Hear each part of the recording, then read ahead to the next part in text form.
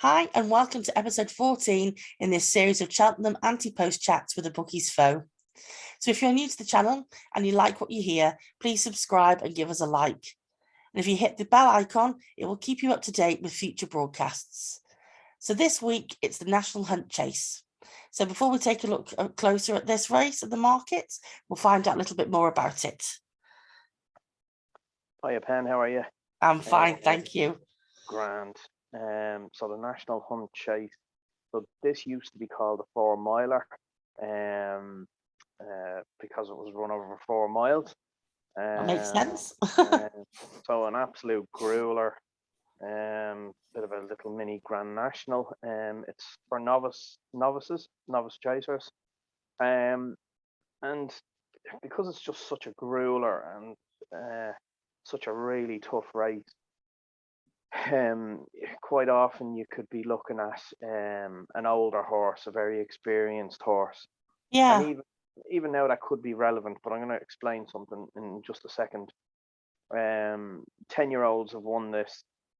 I'll never forget the year Rat Vinden won it in 2018. I was absolutely sick. I didn't back him because I thought he was just too old and whatever, but it used to go to like a Grand National type horse, an old plodder. And if you look at some of the winners of this race down over the years, there's a few Scottish national winners have won it.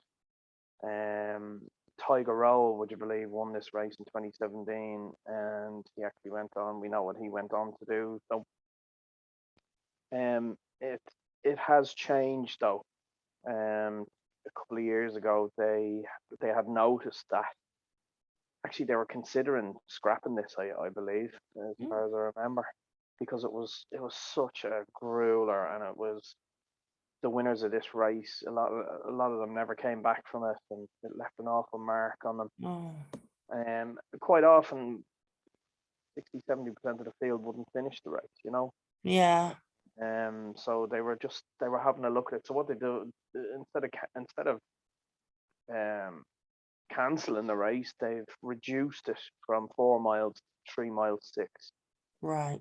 And subsequently, last year's winner, and I just have I'm gonna put a little prediction here. I think this may turn into eventually like a little mini Gold Cup trial. Because last year's winner is the classiest horse I think to have won this race, Galvin. Yeah.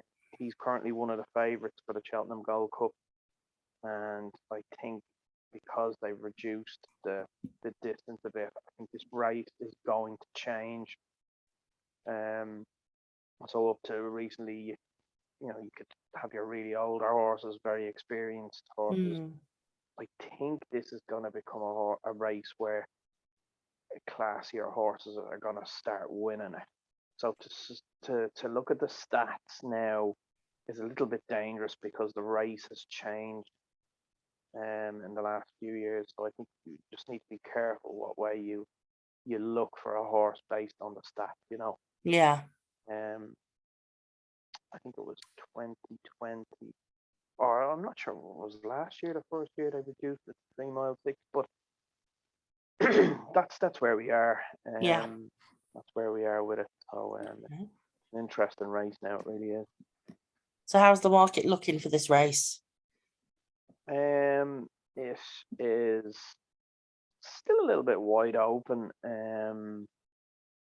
We have Run Wild Fred is 3-1 favourite. He's definitely going to run here, I think. He's 8 years old now, isn't he? So yeah, you wouldn't want to be backing him at 3-1. Like, he's a great chance, don't get me wrong, but God almighty, like, but for me, Statler, we know about Statler. We've chosen him for the Turners. I think there's decent evidence there to suggest he's not going to stay this trip. So I think 3-1 about him is ridiculous. Capodanno, we have selected him for the Brown Advisory, and I still believe he'll run in the Brown Advisory. There's plenty of horses at the top of the market that are well fancied and have a decent chance, and I think this is going to be a very, very good race. But you found some value.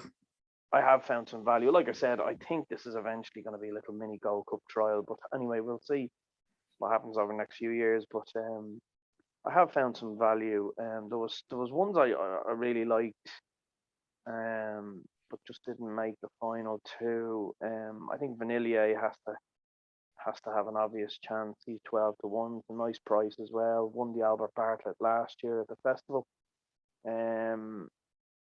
Great record at Cheltenham and at the festival, and there's not a lot of crap about him. But I'm just, you know what we're like, we like to really try and eke out some proper value. And I think we have done. I think we have done here. Okay. The first one I've gone for is DL Kerr, I think his name is, for Noel Mead, owned by Jigginstown.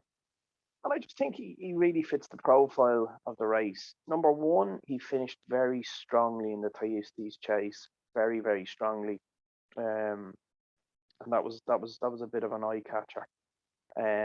I think the extreme trip is really going to suit him. You look at his form, he really stays well. And he's a touch of class as well. He is one of the very few horses that beat Monkfish. Monkfish, he's injured this season, so we're not seeing Monkfish this season. No. But Monkfish won the Albert Bartlett, and then he won the RSA, which is now the Brown Advisory, last season. So Monkfish is an absolute superstar. But Theo Kerr is one of the few horses to have beaten him. So on a number of factors, I think he's with the right owners. He's very experienced. He's quite experienced for his age. He's had plenty of runs. I think the extreme trip will really suit him. The unknowns are, I don't think he's ever been over to Cheltenham, but you know, you're getting a big price about him, and he has that touch of class by beating Monkfish. So I think he's very, very overpriced. And we got 33s, and we 33s with Ladbroke. Yeah. So more than happy to take that with him. Absolutely. Hopefully Noel Mead's form can improve. He can't buy a winner at the minute, but sure, we're still 5 weeks out. Yeah. And plenty of time on that. I just think Theo Kerr, the price, ticks a lot of boxes. I really do. Very good. And your second choice? Second choice, I'm very excited about. Very excited about. And he's a bit of a. So he was my selection for this race, quite some time ago, and he was pulled up in the Thyestes, in which case I went off him. Brayside is who I'm talking about, by the way. Yeah. Brayside. But I was just there in the last few days. There was something niggling at me, so I went back in and had another look. I was thinking to myself, why was he such an eye catcher for me with the form? And I was quite quick to write him off after Thyestes. If you really, really look at him, he ticks nearly every box. Wow. And number one, he's had plenty of runs. He's very, very experienced for an 8-year-old. He's had plenty of runs. Pulled up in the Thyestes. But if you look at his form, and if you look at only his left-handed runs, okay, and you only judge him on his left-handed runs, he has phenomenal form, really, for this. So his left-handed form reads second, 6th of 28. Oh, big handicap. So he was actually placed in that race. Second and 4th of 28. So in all his left-handed runs, he has never been out of the place. All his disappointing form is right-handed. Wow. He stays very, very well. He's won nearly 4 miles on heavy ground. He's won, stamina's no issue. No. He's trained by Gordon. I think the left-handed form, if you concentrate and look at his left-handed form, I think this horse is massively overpriced. Wow. Because if you look at the last 10 years of this, it's Willie or Gordon. It's a win fest for the two of them, really. And I think that's huge value we found in the market there. I'm really happy with them. Yeah. So there we go. Right. There we go. Ooh, well, as ever, a little look at the chart. So there's only 2 more races left to do as well. So it's Indeed, quite looking very full. We've left the tricky ones to last. The bumper can be a tricky one, although what we saw at the weekend there, we probably know who's going to win that. And the Triumph market now is forming nicely. So it's all come together very, very nice, and happy enough with some of the stuff we have there. Yeah. Well, which one do you want to look at next week? We'll go for the Triumph next week. We'll leave Okay. the bumper to last. All right.